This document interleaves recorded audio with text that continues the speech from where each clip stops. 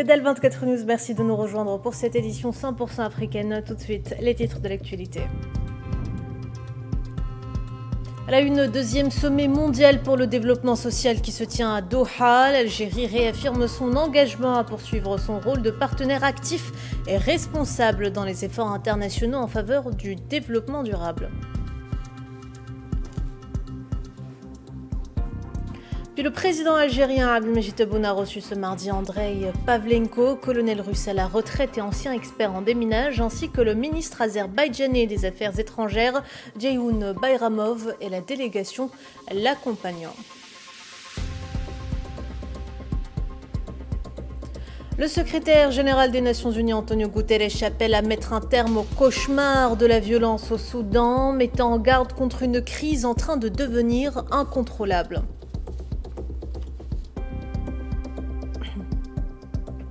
Et puis nous irons en Afrique du Sud où le principal marché de produits agricoles renforce ses activités à l'approche du sommet du G20.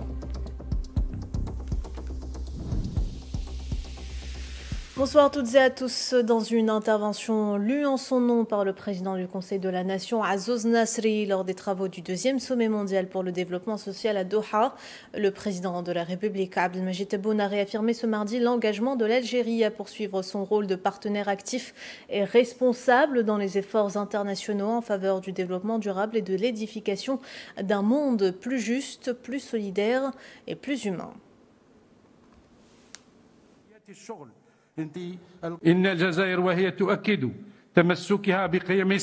L'Algérie, tout en affirmant son attachement aux valeurs de paix, de coexistence et de respect du droit international, renouvelle son soutien aux droits des peuples à disposer d'eux-mêmes, considérés comme un pilier fondamental de la justice et des droits de l'homme. Mon pays, l'Algérie, continuera à jouer son rôle en tant que partenaire efficace et responsable dans les efforts internationaux visant à réaliser le développement durable et à construire un monde plus juste, solidaire et humain, dans le cadre du respect de la souveraineté nationale et du renforcement de la coopération internationale basée sur le respect mutuel. Dans son message, le président Tebboune a confirmé l'engagement de l'Algérie envers les 7 principes de la gouvernance internationale de l'intelligence artificielle, en tête desquels figure la garantie de la justice numérique. Dans le cadre de la transformation numérique, l'Algérie a déclaré l'année 2023 comme l'année nationale de l'intelligence artificielle et a confirmé son engagement envers les 7 principes de la gouvernance internationale de l'intelligence artificielle, notamment la garantie de la justice numérique et le renforcement de la souveraineté des données. L'Algérie, par sa participation aujourd'hui, cherche à mettre en avant son parcours en matière de développement social, un parcours basé sur une vision nationale qui a fait de la justice sociale, de la protection des groupes vulnérables et de la promotion de l'inclusion des piliers essentiels de ces politiques publiques, en harmonie avec les engagements de la déclaration de Copenhague de 1995 et les objectifs de développement durable. Ce sommet se tient dans un contexte international délicat qui nous oblige tous à renforcer la coopération pour tracer des politiques visant à promouvoir la justice sociale et à préserver la dignité humaine. Le président Abdelmajid Tebboune a par ailleurs affirmé que l'Algérie avait fait de la justice sociale, de la protection des catégories sociales vulnérables et de la promotion de l'inclusion des piliers essentiels de ses politiques publiques, appelant à l'élaboration de politiques visant à promouvoir la justice sociale et à préserver la dignité humaine dans un contexte international délicat. Dans cette optique, la Constitution algérienne a consacré le principe d'égalité entre tous et a garanti l'intégration des groupes vulnérables et des personnes en situation de handicap à travers des institutions actives s'occupant de la société civile, de la jeunesse, des aspects économiques, sociaux et environnementaux et des droits de l'homme. L'Algérie a accordé une attention particulière à l'amélioration des conditions de vie, à la lutte contre la pauvreté et à la consolidation du pouvoir d'achat. Elle a augmenté le salaire national minimum, institué pour la première fois une allocation chômage pour les jeunes demandeurs d'emploi, révisé les salaires et les pensions, exonéré les revenus modestes d'impôts et élargi l'allocation de solidarité pour inclure les groupes vulnérables et les personnes handicapées.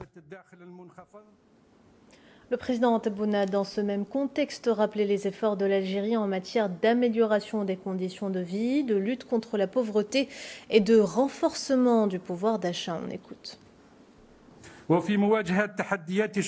Face aux défis de l'emploi, l'Algérie a entrepris des réformes structurelles telles que l'adoption d'une nouvelle loi sur les investissements transparents, la promotion des startups et des projets innovants, l'adéquation de la formation aux besoins du marché du travail, ainsi que le soutien à l'entrepreneuriat. L'Algérie a également fait de la sécurité alimentaire une priorité nationale en protégeant les ressources naturelles et en encourageant l'investissement agricole pour garantir la sécurité alimentaire.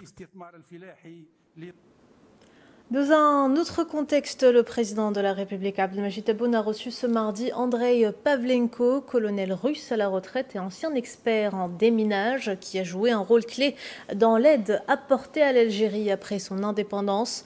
Pour rappel, Andrei Pavlenko a été décoré par le président de la République en 2023, lui décernant l'Ordre national du mérite lors d'une visite en Fédération de Russie en reconnaissance de sa contribution.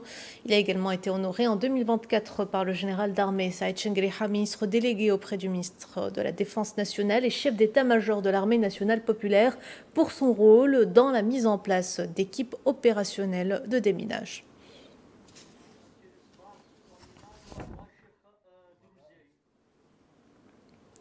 Et plus tôt dans la journée, le président Tebboune a reçu le ministre azerbaïdjanais des Affaires étrangères, Ceyhun Bayramov, ainsi que la délégation qui l'accompagne. Ont assisté à la réunion le directeur du cabinet de la présidence de la République, Boualem Boualem, le ministre d'État, ministre des Affaires étrangères, Ahmed Attaf, et le conseiller du président de la République chargé des affaires diplomatiques, Ammar Abba.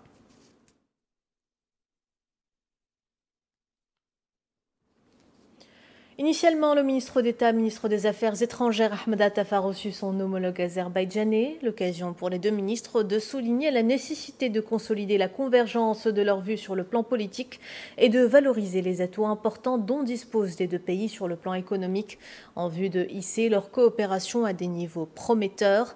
À l'issue des entretiens, les deux parties ont par ailleurs signé un accord bilatéral portant création d'une commission mixte de coopération commerciale, économique, scientifique et technique entre les deux pays.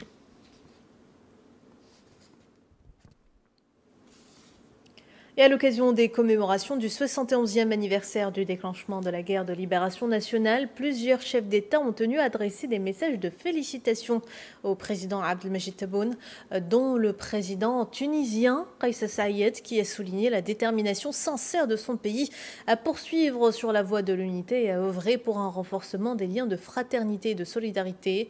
Le président Tebboune a par ailleurs reçu des vœux de la part de son homologue sénégalais Bassirou Diomaye Faye, du président du Conseil de souveraineté du Soudan Abdel Fattah al-Burhan, du président italien Sergio Mattarella, du président azerbaïdjanais Ilham Aliyev, du président serbe Alexandre Vučić et du président Peter Pavel, ainsi que du pape Léon XIV.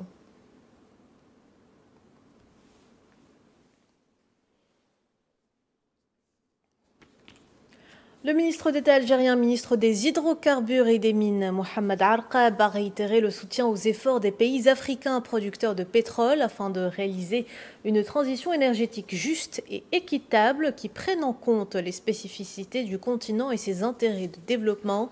Lors de pourparlers bilatéraux entre le ministre d'État algérien et le ministre des Hydrocarbures de la République du Congo, actuel président de l'Organisation des pays africains producteurs de pétrole, Bruno Jean-Richard Itoir, Mohamed Arqab a réaffirmé le désir de l'Algérie de renforcer les relations de coopération sud-sud.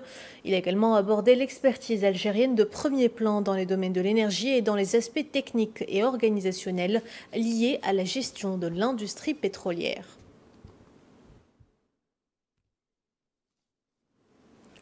Un colloque réunissant des universitaires, des experts et des représentants du monde économique a été organisé à l'Institut national d'études de stratégie globale hier à Alger sous le thème le capital humain et la formation levier du développement et garant de la souveraineté économique et sécuritaire.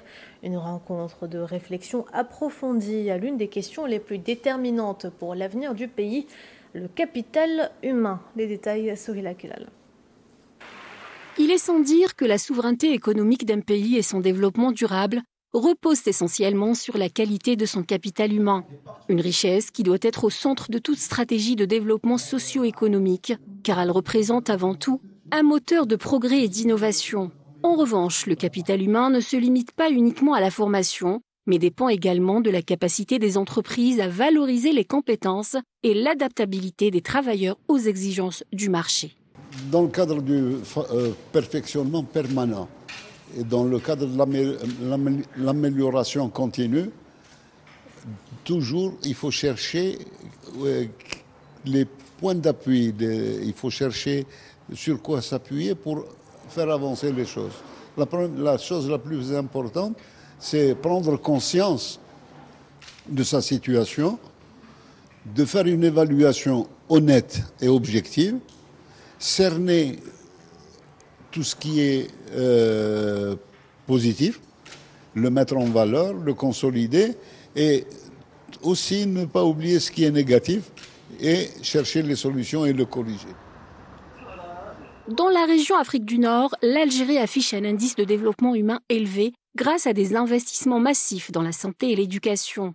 Mais pour une meilleure optimisation, les experts préconisent un changement de mindset qui doit impliquer les entreprises, les secteurs économiques et les décideurs dans la mise en place d'un écosystème où le capital humain devient le véritable moteur de la croissance et de la souveraineté nationale. Le défi n'est pas seulement de former, mais de permettre à celui qui en bénéficie de s'épanouir, de produire et de contribuer au développement du pays.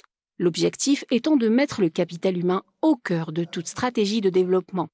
Tout organisme doit avoir une stratégie, une vision, si vous voulez, stratégique sur la question du développement, en intégrant la question humaine, le facteur humain, le capital humain, au cœur de cette stratégie, non seulement par l'investissement via la formation, etc., mais aussi par une autre façon de manager, en intégrant le capital humain dans le développement de l'organisation. Le capital humain, c'est la véritable richesse nationale pour laquelle l'État, depuis de très longues années, a énormément investi.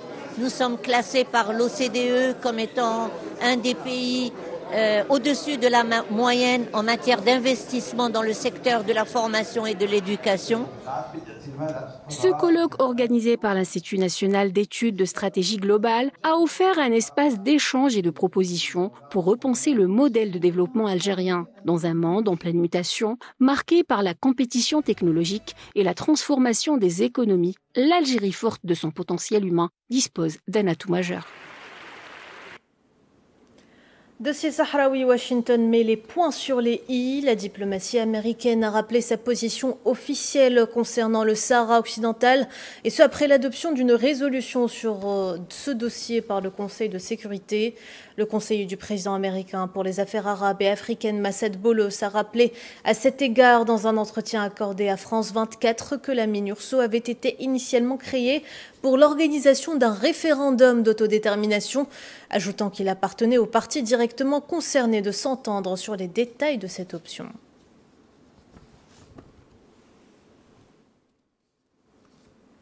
Massad Boulos a par ailleurs salué la position du Front Polisario concernant la résolution onusienne, soulignant qu'elle n'était pas négative, comme on le laisse entendre, mais qu'elle comprenait des réserves légitimes.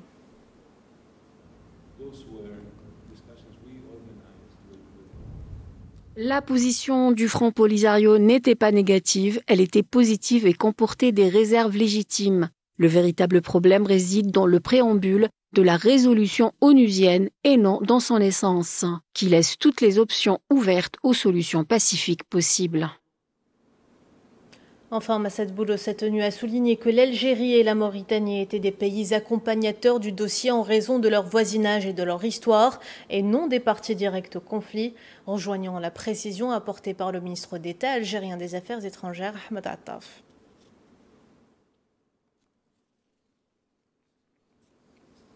Des partis politiques espagnols ont renouvelé leur engagement ferme dans la lutte pour la souveraineté et la dignité du peuple sahraoui, appelant les autorités de leur pays à revenir sur leur soutien à la proposition coloniale marocaine et à promouvoir l'organisation d'un référendum d'autodétermination.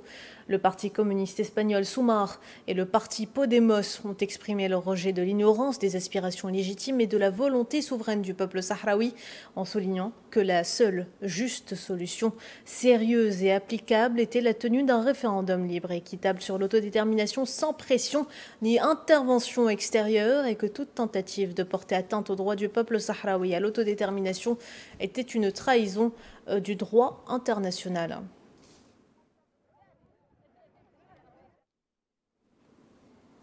Crise en Libye, Abdullah al-Lafi, membre du conseil présidentiel libyen, a rencontré Anna Tété, représentante spéciale du secrétaire général des Nations Unies pour le pays, et ce afin d'évoquer les derniers développements politiques et les obstacles entravant la mise en œuvre des obligations nationales dans le pays. Au cours de leur rencontre, les deux parties ont également discuté des mécanismes permettant de renforcer le rôle de l'ONU dans la recherche d'une solution consensuelle pour sortir de l'impasse actuelle tout en préservant la souveraineté du pays.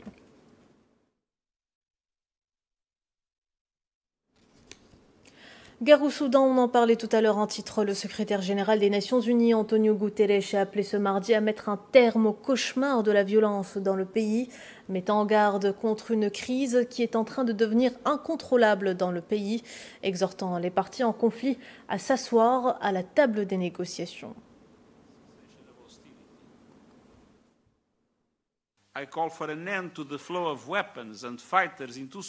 J'appelle à mettre fin à l'afflux d'armes et de combats au Soudan, qui aggrave encore une situation déjà désespérée. Enfin, nous avons besoin d'une cessation immédiate des hostilités. J'appelle les forces armées soudanaises et les forces de soutien rapide à collaborer avec mon envoyé personnel pour le Soudan, Ramtan Lamamra, en vue de parvenir à un règlement négocié. Venez à la table des négociations, mettez fin à ce cauchemar de violence dès maintenant. L'heure est venue de faire la paix. Et puis la famine a été confirmée dans la ville d'El-Fasher, ravagée par la guerre dans l'état du Darfour Nord, ainsi que dans la localité assiégée de Kadougli, dans le sud de Kordofan, selon une nouvelle analyse publiée lundi par le système intégré de classification de la sécurité alimentaire soutenu par l'ONU. Les deux villes ont été classées en famine phase 5 avec des preuves solides en septembre, et ces conditions devraient se poursuivre jusqu'en janvier prochain selon un communiqué.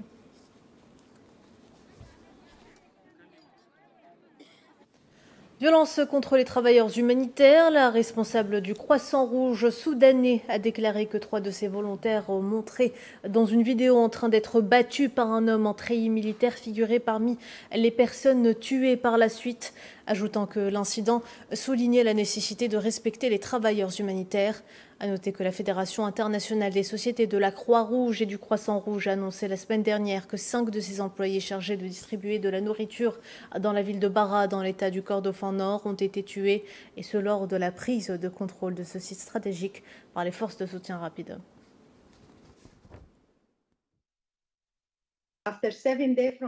7 jours après le début de leur mission, l'attaque a eu lieu à Bara et malheureusement, nous avons perdu les 5 hommes parmi les 5 personnes que vous avez vues dans la vidéo. 3 sont mortes et 2 sont retournées auprès d'Al-Ubaid. Il ne s'agit donc pas de 5 personnes tuées à Bara, mais de 3 membres de ce groupe et de 2 autres qui se trouvaient là-bas. Nous sommes ici au Soudan pour aider le peuple soudanais face à ce conflit tragique qui dure depuis près de 3 ans.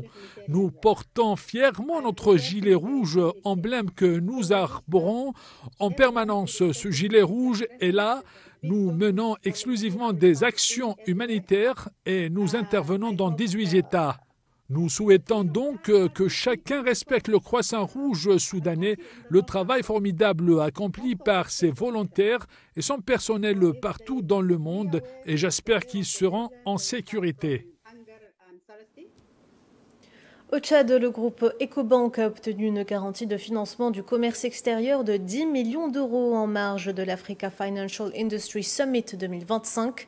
Ce mécanisme vise à réduire les risques liés au financement dans les marchés dits frontières. Il permet aux banques locales d'émettre plus facilement des lettres de crédit au profit des PME afin de faciliter l'importation de matières premières essentielles sans exiger de garanties excessives.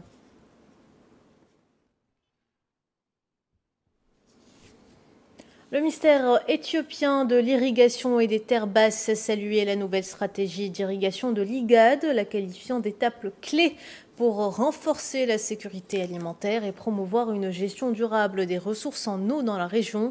Une réunion régionale de validation de cette stratégie prévue sur 3 jours se tient actuellement à Addis Abeba. Les experts ont mis en avant les défis communs auxquels sont confrontés les États membres de l'IGAD, notamment la fréquence des sécheresses et leurs effets dévastateurs.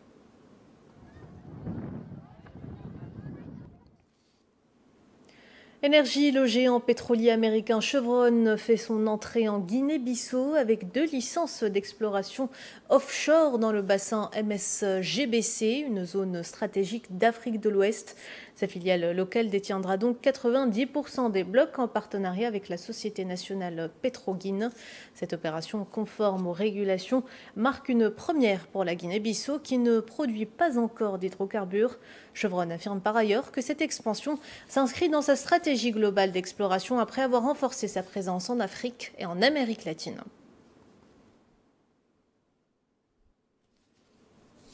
Le principal marché de produits agricoles d'Afrique du Sud, situé à Johannesburg, renforce ses activités à l'approche du sommet du G20. Dans le cadre de la présidence sud-africaine, la sécurité alimentaire figure parmi les priorités, mettant en lumière le rôle stratégique de ce marché dans l'approvisionnement régional et la lutte contre l'insécurité alimentaire sur le continent.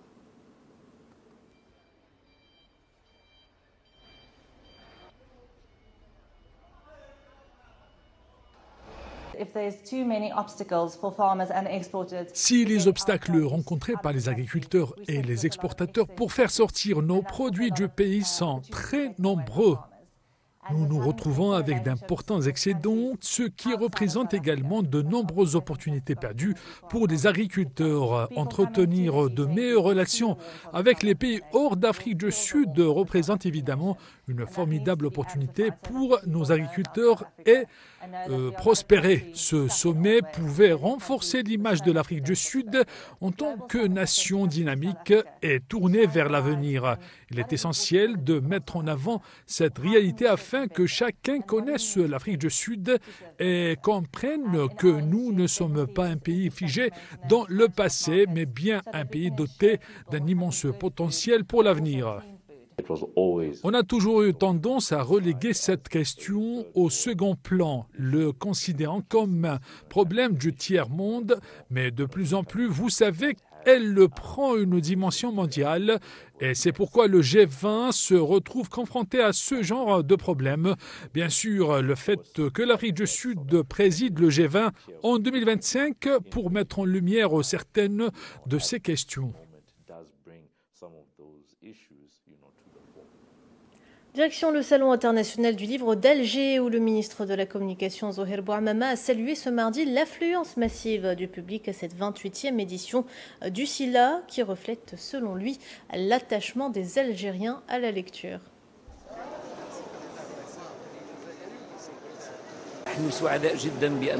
Nous sommes très heureux de la dynamique que connaît cet événement culturel et scientifique d'envergure, organisé chaque année dans notre pays. Il démontre une fois de plus que nous sommes une nation qui lit. Certes, il y a peut-être eu un léger recul, mais la réalité que nous avons constatée est surtout celle évoquée par les visiteurs du salon venus de divers pays arabes et d'ailleurs, et que tous ont été impressionnés par la forte affluence des Algériens de tout âge et horizon professionnel. Je dis que l'Algérie se porte bien, tant que le livre et la lecture se portent bien aussi. Voilà, madame, monsieur, on arrive à la fin de cette édition. Merci de l'avoir suivi. Vous pouvez revoir ce programme sur nos réseaux sociaux ou bien en scannant le QR code qui s'affiche en bas de votre écran. Excellente soirée à toutes et à tous.